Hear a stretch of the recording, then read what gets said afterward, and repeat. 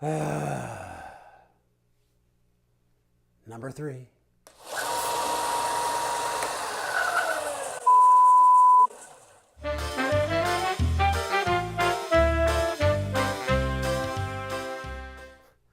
That's right, I did it to you again.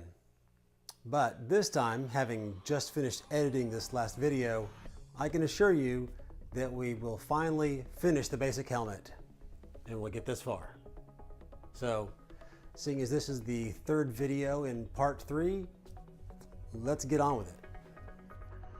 Okay, now as you can see, there's a little bit of an issue going on right now. This the rangefinder is kind of sticking out to the right and a little bit out when it's up. And before we can do anything with that, we're going to have to wait a couple of hours for all this cement to cure completely, and then we can work on that. The next thing that we can work on while we're waiting for the glue to dry is the rangefinder itself. Now, I've cut the pattern out and I've labeled it, especially the crown and the crystal. Label those so you don't get them confused. It also helps me to remind me which side is up and how it orients compared to everything else. So I've cut everything out and I've labeled it. So I have this piece of scrap from a 2x4, just pine. It's almost the perfect size. So let's go ahead and start marking this up. You want to start with the top. Well, I guess first of all, just make sure that your wood is big enough for both the side piece and the top. And this one is just barely big enough, but it is big enough.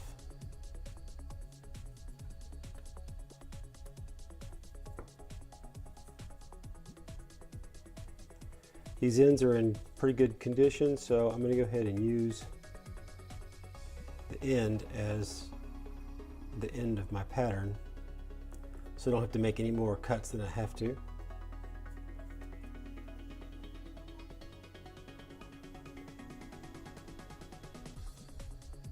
So mark that. And you notice the way I had this cut out. So basically I've cut out this center piece and then I've cut the sides down all the way so that I can fold this up and out of the way, and I can mark here.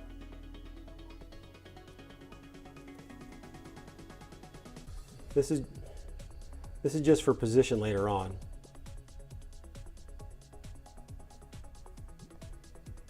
So I'm going to go ahead and just cut this off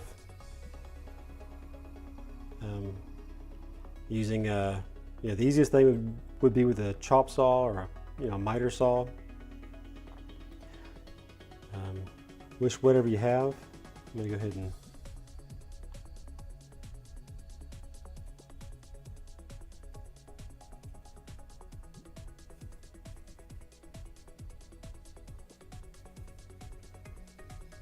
pull that line down there. So using whatever saw you have, go ahead and cut this down so that the sides and the length are perfect for the top template.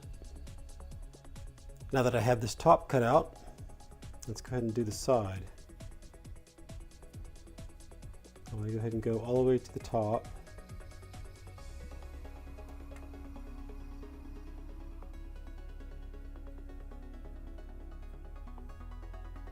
Now you could pin this if you wanted to.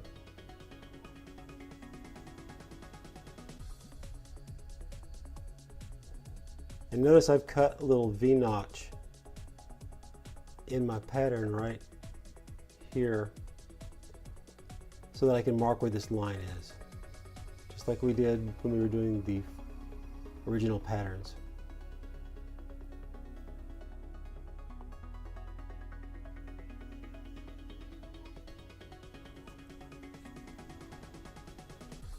I'll go ahead and connect this line here.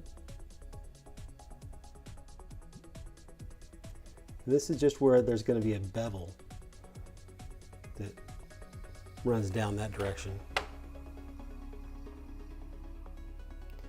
And go ahead and cut this out.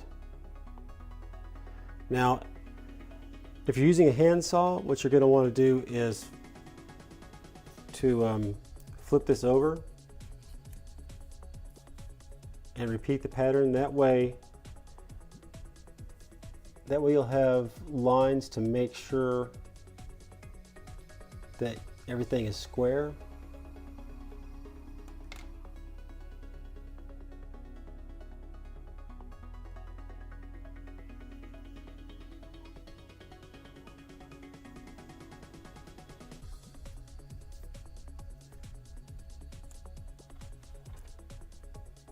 Plus, it'll be good to have this bevel marker line on both sides as well.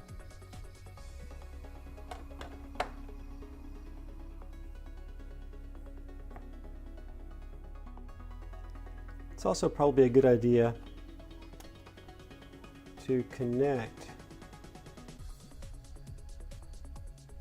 your two sides .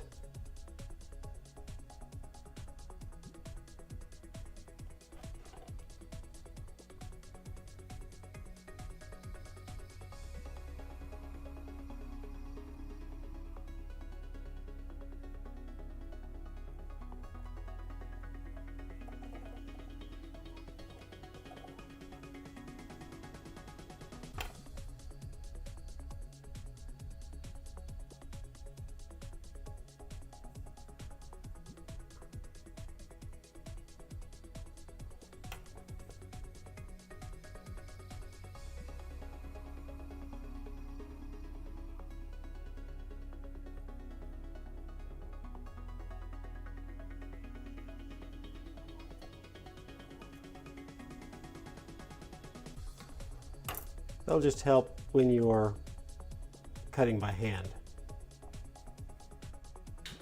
I would definitely suggest using either a jigsaw or a bandsaw or some sort of hand saw. I wouldn't necessarily try to use a skill saw or a saber saw. Definitely not any kind of circular saw, because getting these angles to hit properly was going to be almost impossible with any kind of circular saw. So it needs to be a straight bladed saw of some kind. And if you use a jigsaw or jigsaw slash saber saw, it's just going to be difficult to make sure that these angles are straight when you're cutting it. It's going to have a tendency to go one way or the other.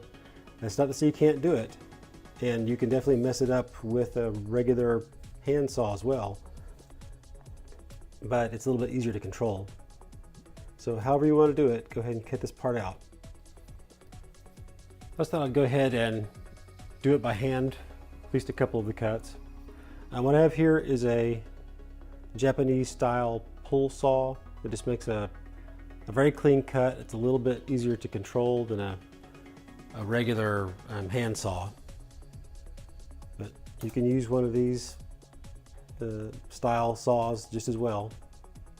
It's up to you, whatever you have.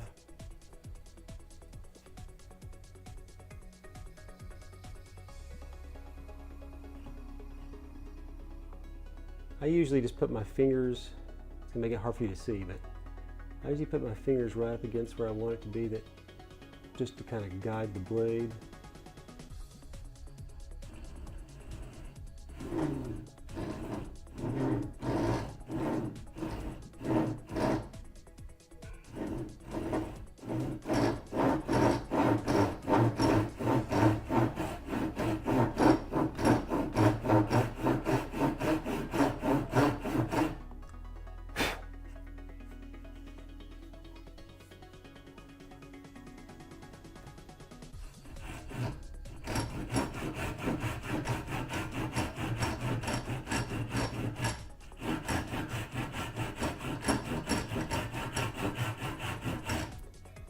I'm just going to stop every so often and check the back side, make sure that I'm still on the line in the back. It looks pretty good.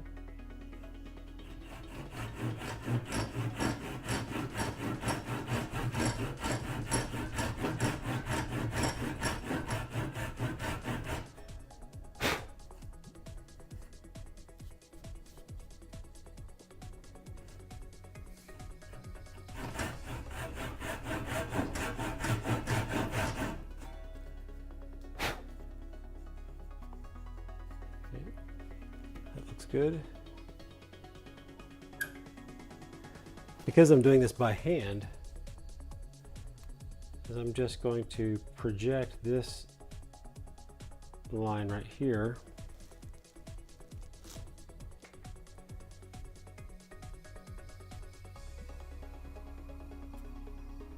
all the way out. Same with the back side.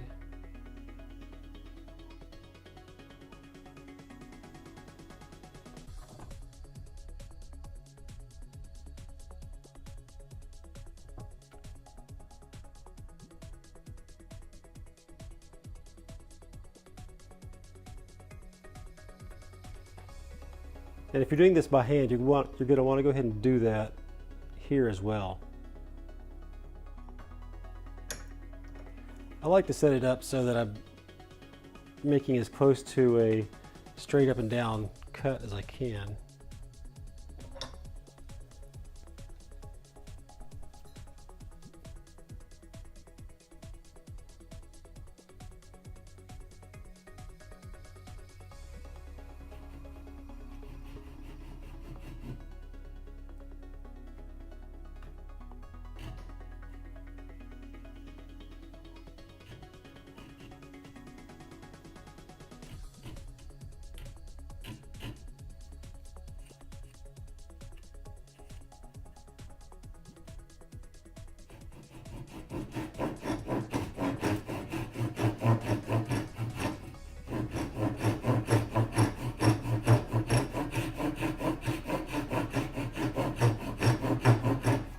Try to get the angle right now because it's going to be hard to change directions once it starts going. Checking the back.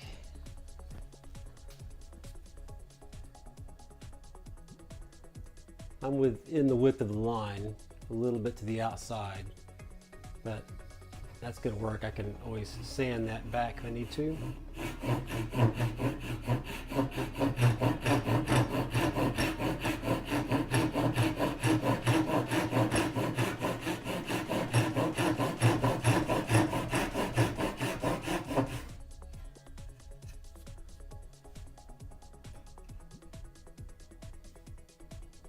I'm actually starting to stray on that side.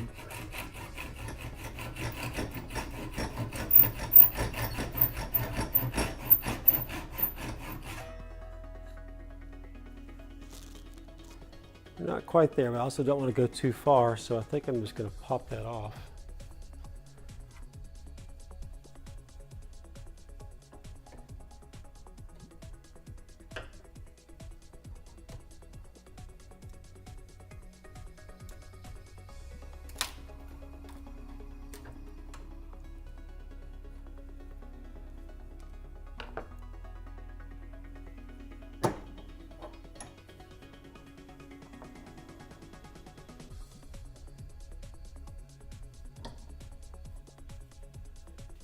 Now I can go ahead and just clean this up. Now I know this one doesn't need much of a change, but this one I do have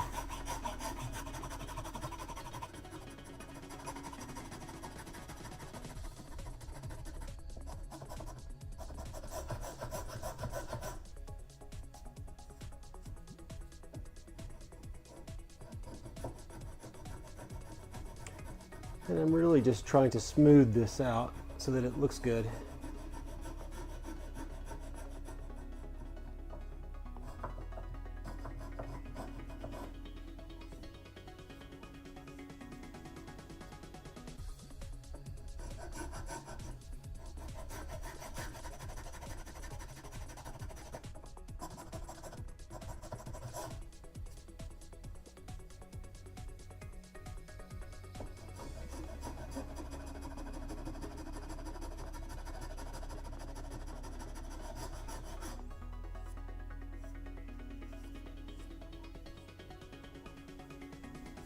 Okay, that feels pretty good.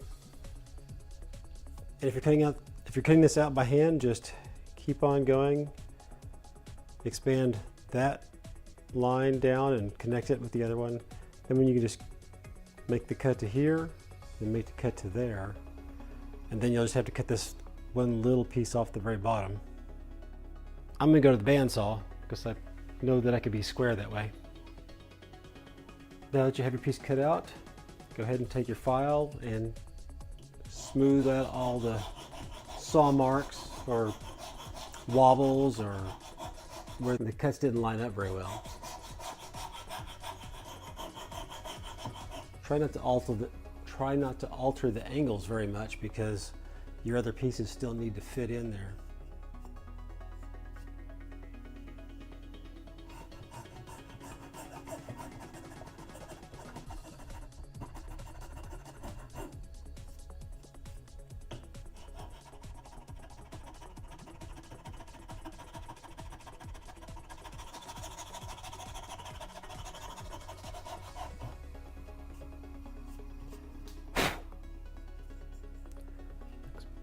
Good. I'm going to go ahead and smooth this out as well.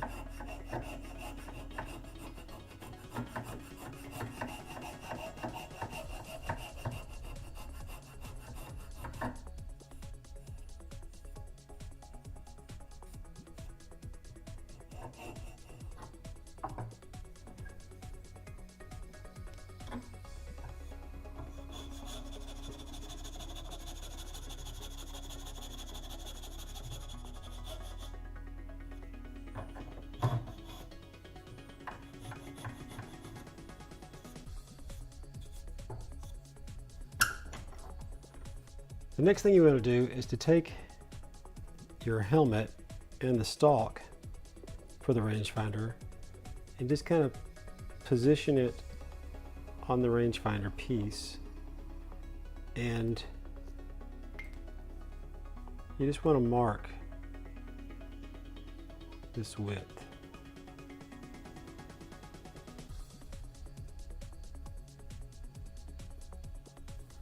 Preferably not as clumsily as I just did it.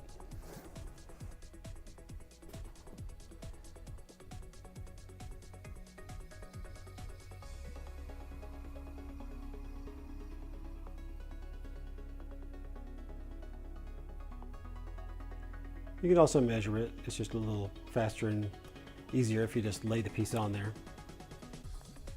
And now that I have these marks, that's going to determine what my bevel is right here.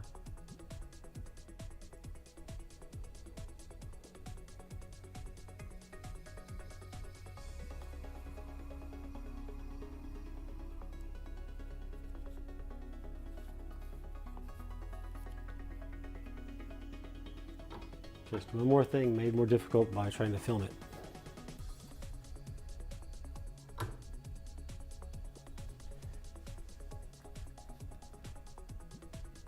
Yeah, I think you can see, sort of.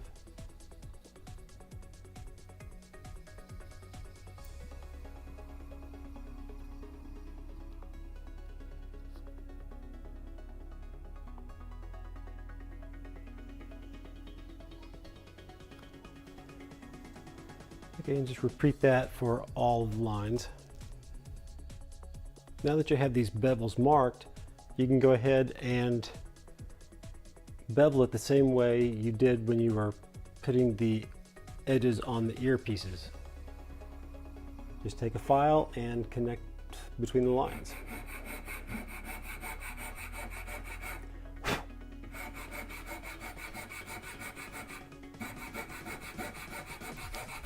You're not talking about much material, so this is going to go pretty fast.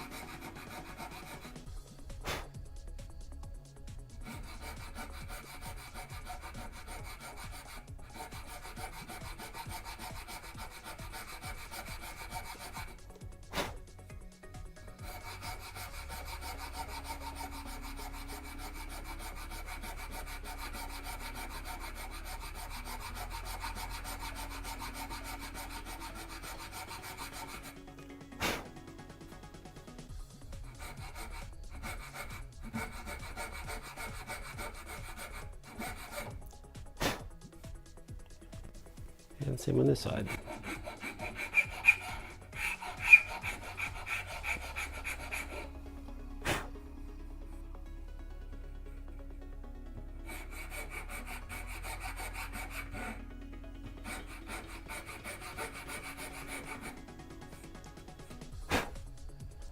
Okay. Picking out a piece of wood for the crown piece is a bit more difficult unless you just happen to have a piece that's roughly 3/8 of an inch thick. You're going to have to do something to modify a different piece of wood. I just have a piece of 2x4 here.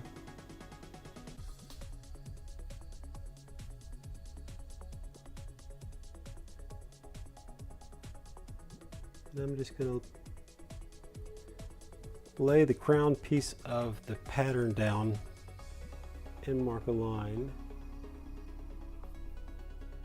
And I'm going to do the same thing down here.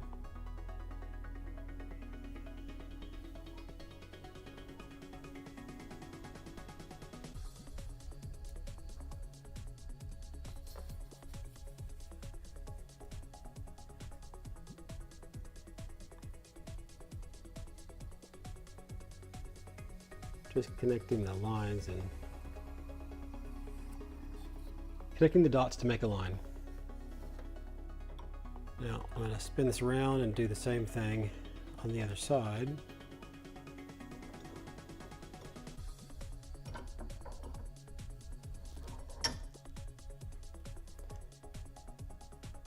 The other choice would be just to make it whatever thickness of wood that you have. It won't be accurate, but it would be a lot easier. I thought about just making it 1/4 of an inch or 1/2 of an inch. I have both of those dimensions of wood, but for the size of my helmet that I'm making, I need something that's right in the middle, and it's just, you know, it's quite a ways from 1/4 or 1/2.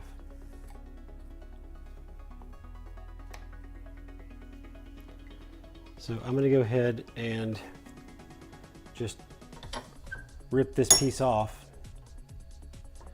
And if it would be easier, you know, you don't need that much material for this.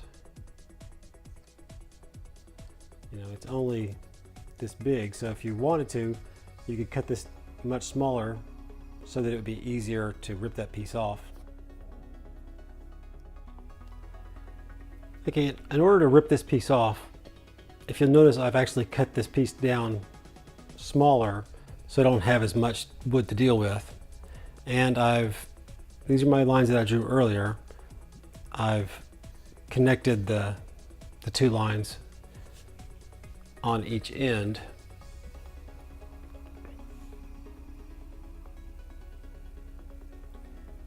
And I'm just going to line this up.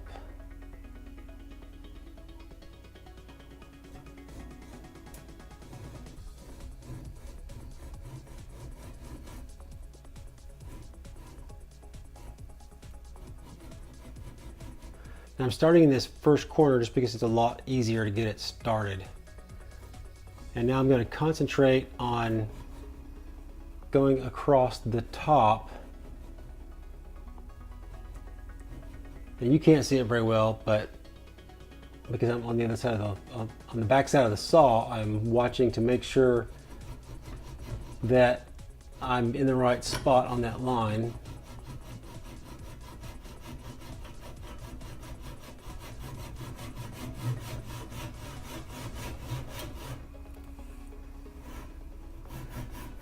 Now it's just important to make sure that I'm going straight up and down at this point, because if you get off at first, it's going to follow that angle all the way across, all the way down the board.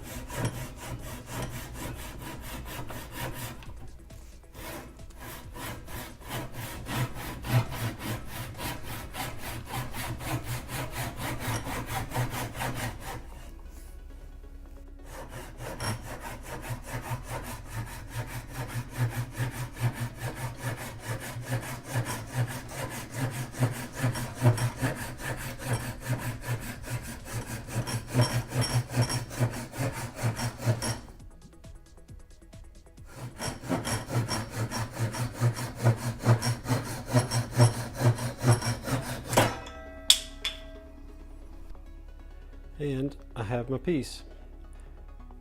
Now, if you finish yours and it's not on the line, then you can just sand it down. Just take your sandpaper and lay it down on the ground, and you can kind of just do this kind of thing. Put more pressure on wherever it is that is not on the line, so you can wear that part down the most, and work it until it's, you know, pretty even. I know that seems like a lot of trouble just to get one little thin piece of wood, but sometimes when you can't find a ready-made piece that you need, you have to make it yourself. So here's the wood.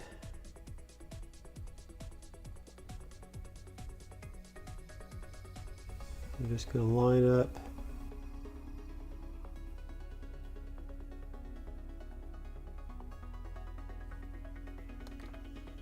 I'm just going to mark this bevel.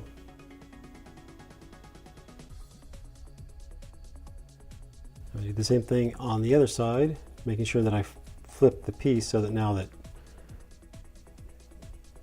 I lined it up at the bottom last time, so I'm going to make sure I line it up on the bottom this time. And I'm going to put my bevel in again.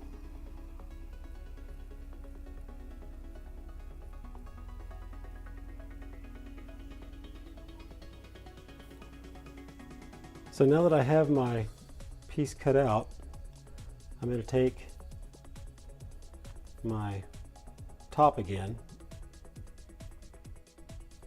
I want to make sure I get a corner that lines up with this. You know, I want to make sure it's a square corner. And I'm just going to trace the pattern and then drop this part down.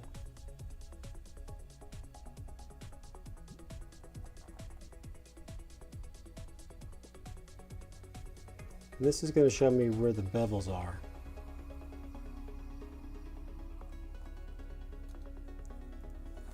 Okay, so there, I know that I need a piece that's this size and that my bevels are going to go, you know, off in these directions. So let's start out by cutting this part out, and then we'll see about putting the bevel in. Now that you have your piece cut out, you need to put the bevels on it. And you can do that in lots of different ways. You can either do like we did on the earpieces and put this in the vise, take your files or sanding sticks and just, you know, file this corner off from this edge here until it gets to the, you know, between that edge and the bottom here. Do that all the way around. You could set your, if you're using a bandsaw or a jigsaw, you could set the table up to 30 degrees when you cut this out, and it would have already cut that bevel into it. You could also use a disc sander and set that to 30 degrees. If you're going to do the disc sander or the anything that you use where you're going to adjust the table, you're probably going to have to, it'll be the opposite. If you mark it here, your bevels will be this direction, because you basically have to mark the bottom of it because of the limitations to the way the tables can pivot. So I'm going to go ahead and do this on the bandsaw, but you know, it's not any big deal to go ahead and do this with files. However you need to do it, let's go ahead and take care of that. Once you have all your angles beveled, you want to sand everything as smooth as you can. And this doesn't look like it's smooth, but it's actually quite smooth. And you want to knock all the sharp edges off. You don't want to round it off like you did other parts of the helmet, but you do want to remove the sharp edges and just round those off ever so slightly. And now that I have this, I'm just going to glue it onto the top, just like so, with the bevel toward the back, just like it shows here. And to glue it, I'm just going to use super glue. You don't have to use super glue. You can definitely use barge cement or Elmer's, whatever you want to do. I'm going to just use super glue because it's fast. I want to use quite a bit because it will kind of soak into the wood somewhat. Don't let it run though.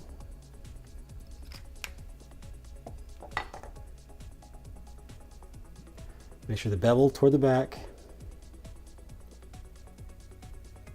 Get it lined up. Probably should put on gloves before you do this. You don't have much time to get it in position. Why am I not wearing gloves? I don't ever follow my own rules. Okay. There it is, super glued in place. I know it looks rough right now, but once it's painted, it'll look a lot better.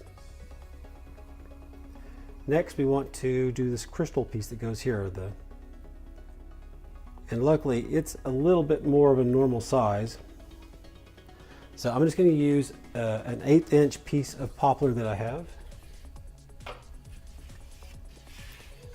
I have this 1/8 inch poplar that I got at Home Depot.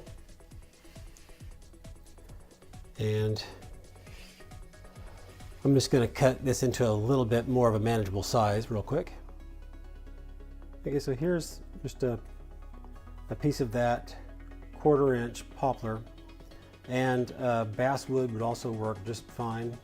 Even balsa wood for the crown and the crystal, even balsa wood would work. I tend to try to stay away from the balsa wood just because it is so soft. It's more likely to tear when you're trying to saw it and things. So basswood's generally going to be a little better choice than balsa wood for that. So for the crystal and the crown, feel free to use basswood or whatever you have. And I'm just going to line this up into a corner. Hopefully it's square, and it does look to be square.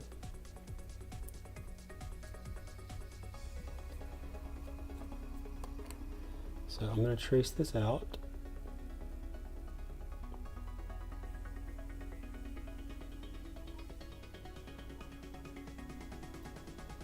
And I'm going to mark.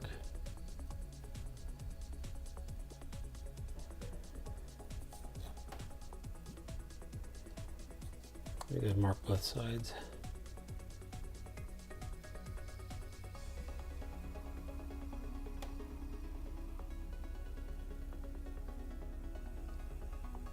I'm going to go ahead and connect these lines here because this is my first bevel that I need to put on.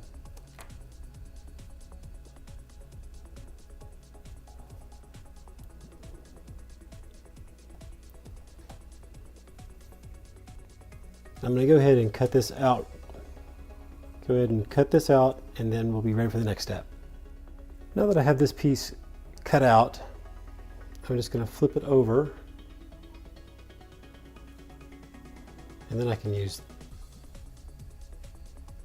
this. And I'm going to mark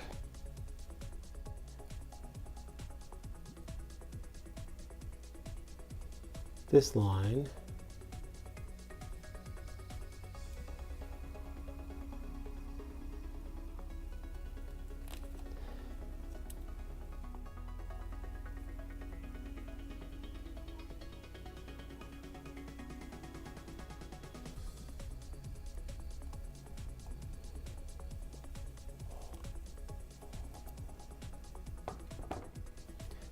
And now I have my two areas where I can bevel just from that corner to that line and that line to that corner. Now the softer the wood you're using, the more careful you want to be while you're making these bevels. And notice I haven't been using the rasp on any of these smaller pieces.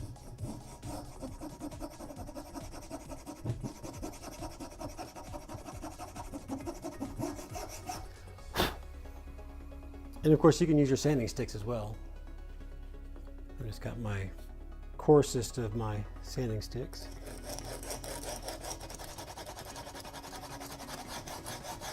You basically just want to hold this in the angle that you're trying to cut in.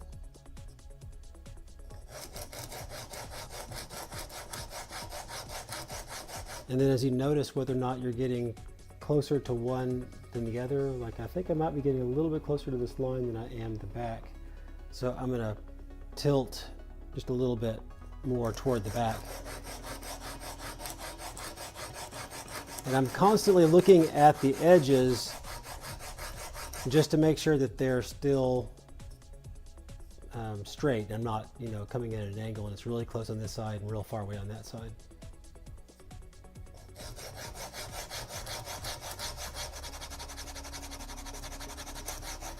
And you really want to try to get these as close to the right angle as possible because they need to match up with the angles that are on the viewfinder or on the rangefinder.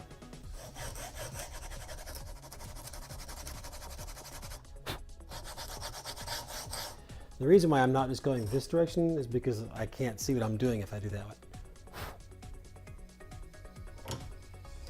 Don't tighten it too much, or this thing will just crack.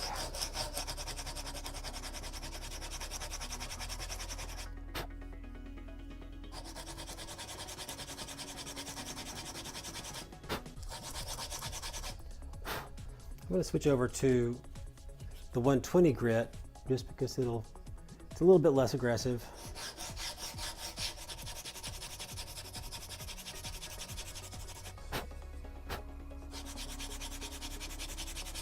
It looks like I'm almost right up to the edge here, but I still have the width of, at least half the width of the line here, so I'm going to adjust in that direction.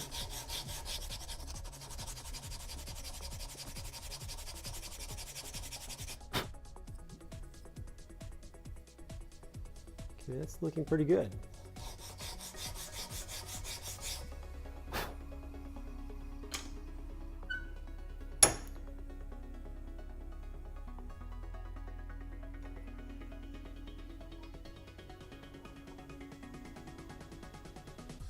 Not too tight. This is a much shallower angle, so I'm going to start off with the 120 grit.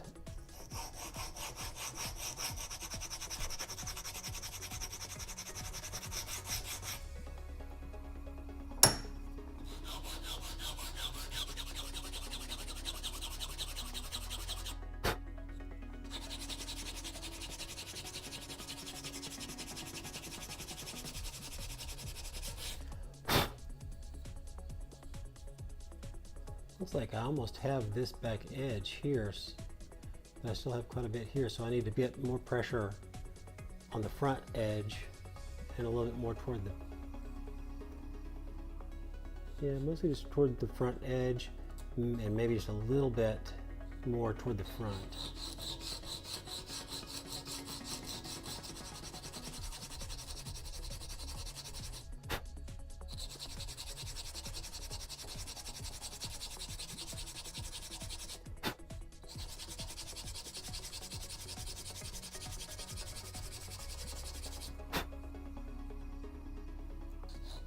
Definitely don't want to go any more toward this back edge. I just need to cut in more toward that line.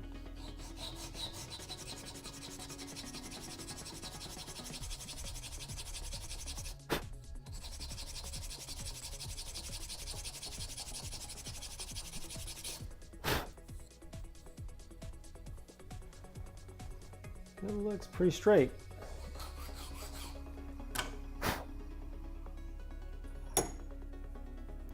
So now it's just a matter of smoothing off the sides, and once again just taking, right now these edges are all very sharp. I just want to make a very light rounding at those corners. I found the best thing for that are these sanding blocks. They're foam, so they're not rigid, and so they're just really good at rounding edges. If they were stiff, like your sanding sticks would make a nice sharp bevel on there as opposed to a rounded edge. Now I want to leave this bottom part, or in this case actually the top part, but the part where it attaches to the rangefinder, I'm going to leave those edges sharp, but everything else needs to get rounded. I'm going to switch over to a little bit finer sanding block.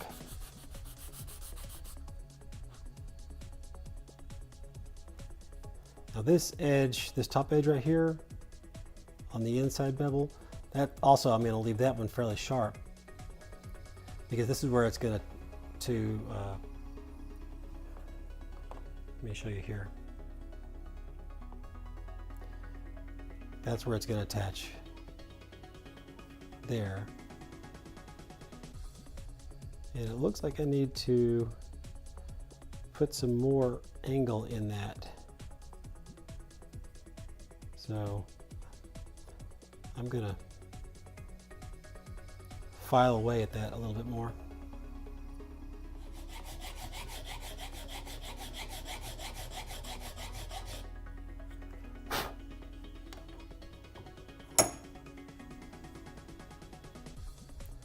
Looks a little bit better.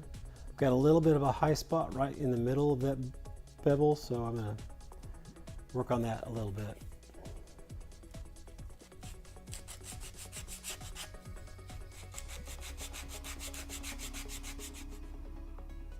That looks pretty good. So I'm happy with that. I'm going to go back to just, you know, knocking off the edges. The reason why we round everything off, especially on the helmet plate as in general, is that if it's got a nice rounded corner, it just looks like it's stronger, denser, doesn't look as flimsy. Now for the rangefinder, we're not really trying to look like armor as much, just like electronics. And you don't generally see sharp edges on, you know, electronic devices either, but nowhere near as rounded as the armor itself.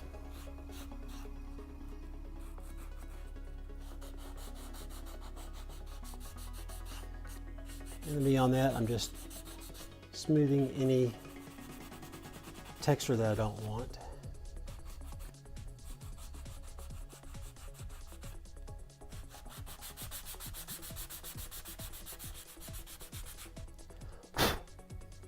Okay, I'm ready for this piece. Okay, so I have the piece and I'm just holding it in place. And I'm just going to mark that location.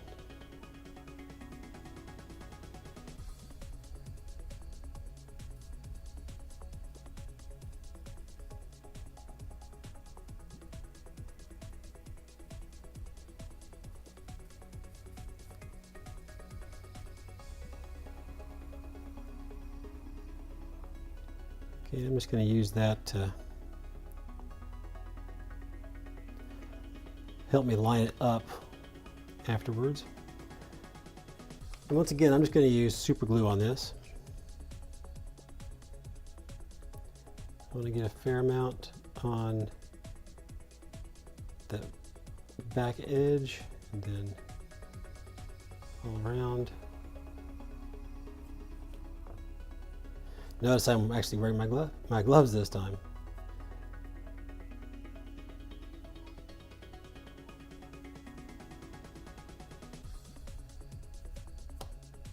Make sure you get it pushed into place.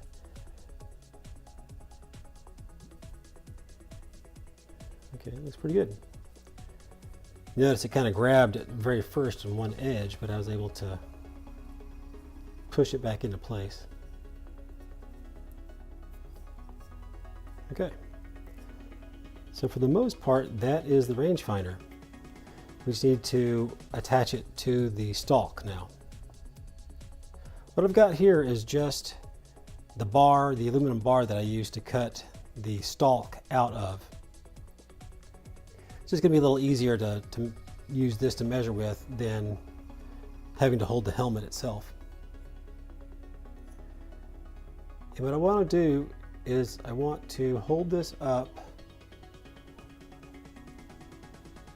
against this back edge. I'm I'm calling this the front edge and this the back.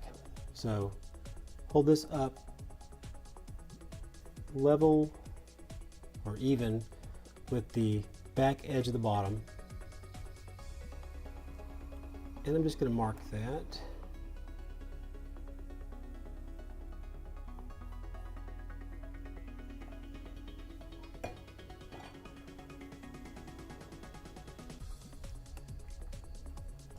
Go ahead and continue that line across.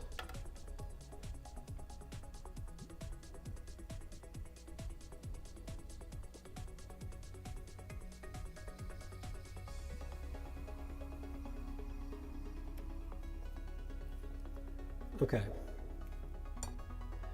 So what I want to do is I'm going to remove this piece of wood .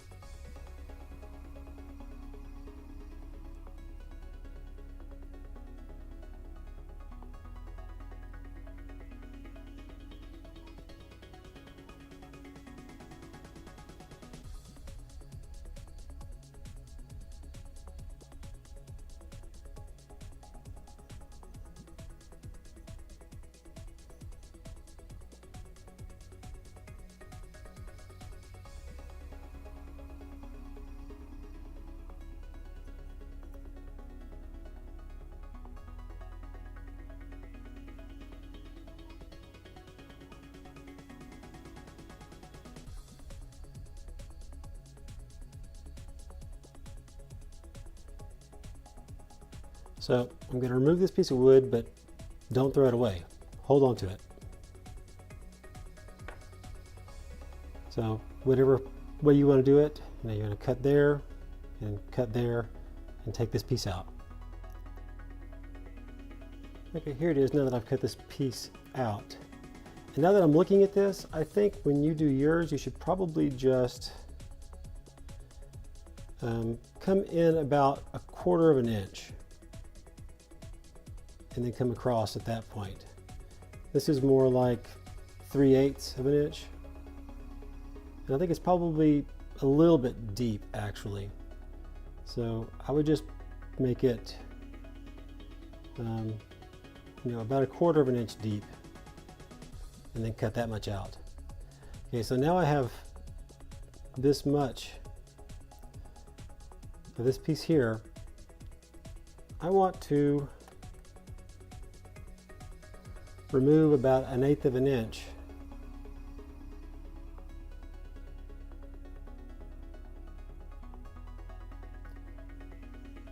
Goes like this. I'm going to remove about 1/8 of an inch here.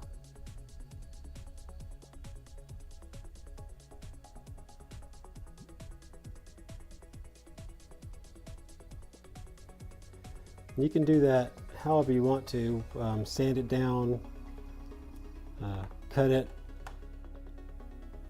So either sawing it or grinding it down, however you want to. Just remove about 1/8 of an inch of material.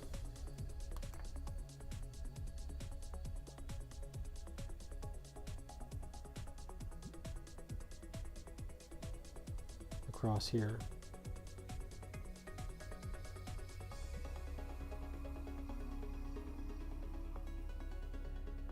And then we'll be just about done at this for this much of the rangefinder. Okay, what I'm going to do is I'm going to use this disc sander to remove this material.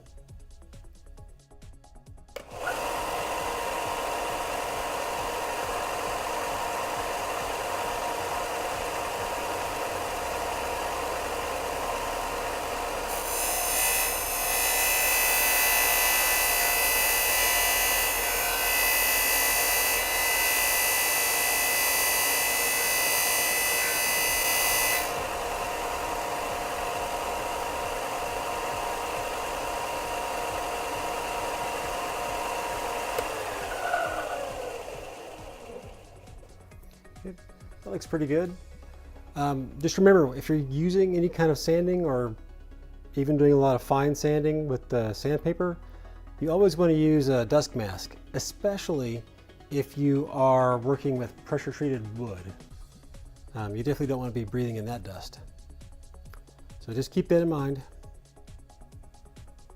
Okay, so I have the rangefinder here, and I have my little piece of bar stock again. I want to make sure that's lined up snug, and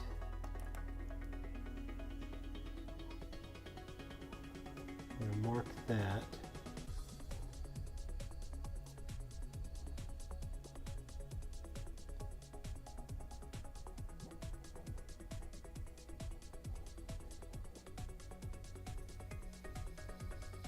My pen is running out of ink.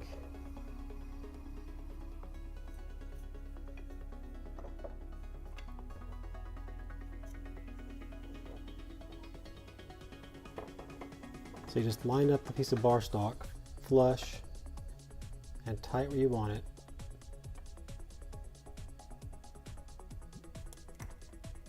And mark it across.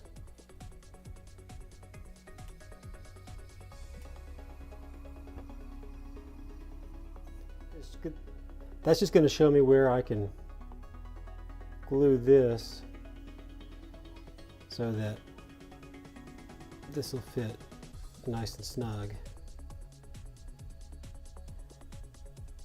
In fact, just to make things easier, you might just put that on good, hold it in place, and mark a second line in the back.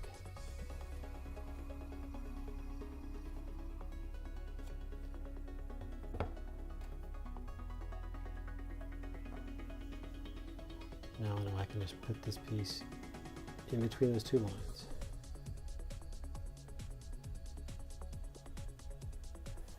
And I'm going to go ahead and super glue this.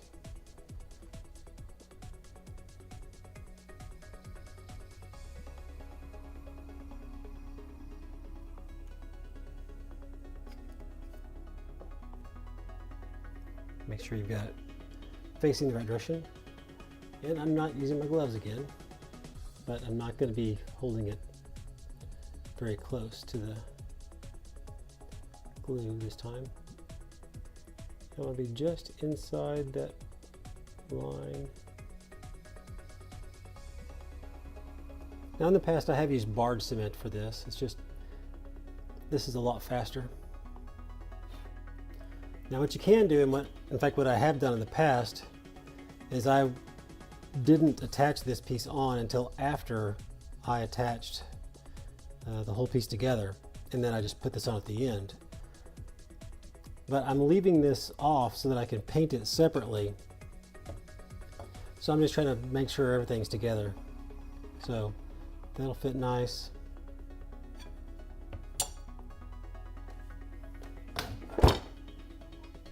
Here's the actual helmet. And so it'll fit in there nice. And you can see it's just a little bit deep. I think if it were only 1/8 of an inch deep, it would be better. Somewhere along there would be nice. But this will work out fine. So this is complete. We'll paint it separately and then attach it at the end of the process.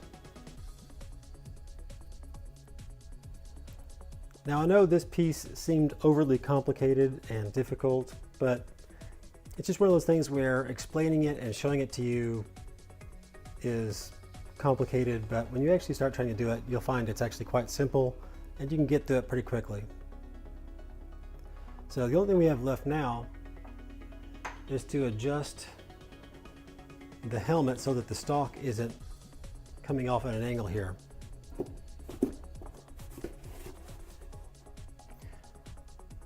And it's really just a matter of angling this ear so the ear's a little bit more forward. And we can do that with the heat gun just like we did before.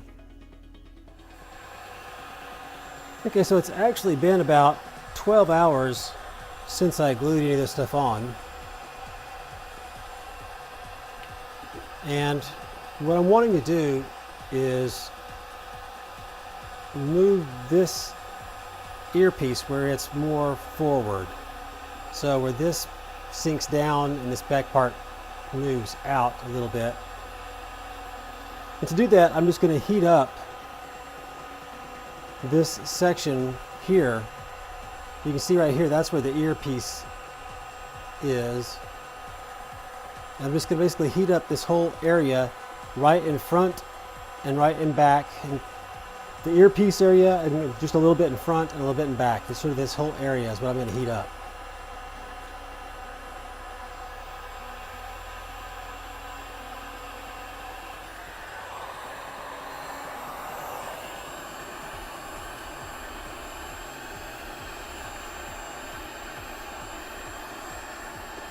I have my heat gun set on about medium, I guess I have to say.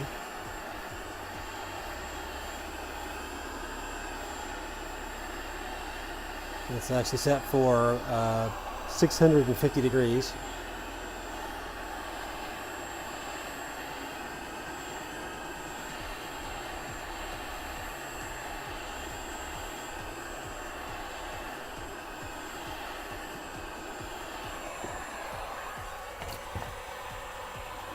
And I'm just going to bend that forward.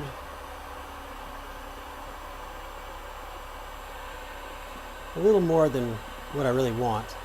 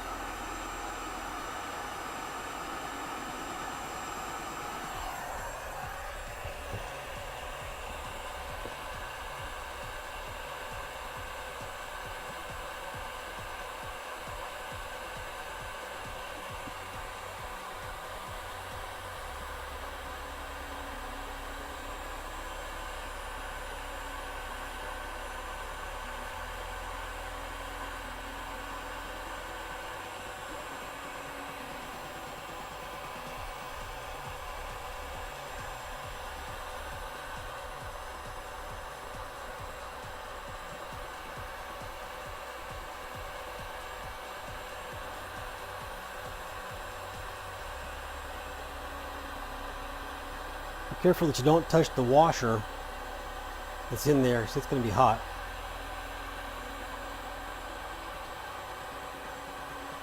I'm trying to reach in there. You might want to use gloves. I'm trying to reach in there and force it to bend where I want it to, only right around the ear without distorting the whole rest of the helmet. That's actually looking pretty good. I was beginning to worry, but now that I'm looking at it, that's pretty straight.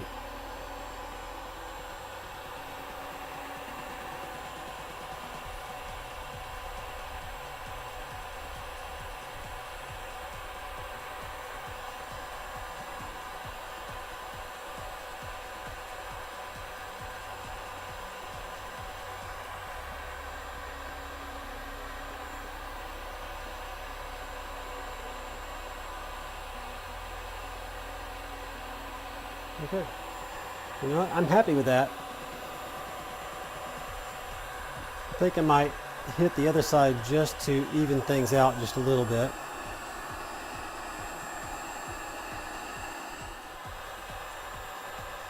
Okay. That's looking pretty good.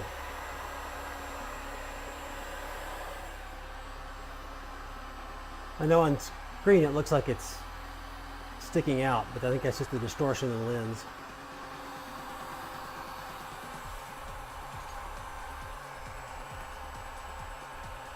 Yeah, definitely the distortion of the lens, because I'm looking at it and it's straight up, and on the screen it's, you know, sticking way out there.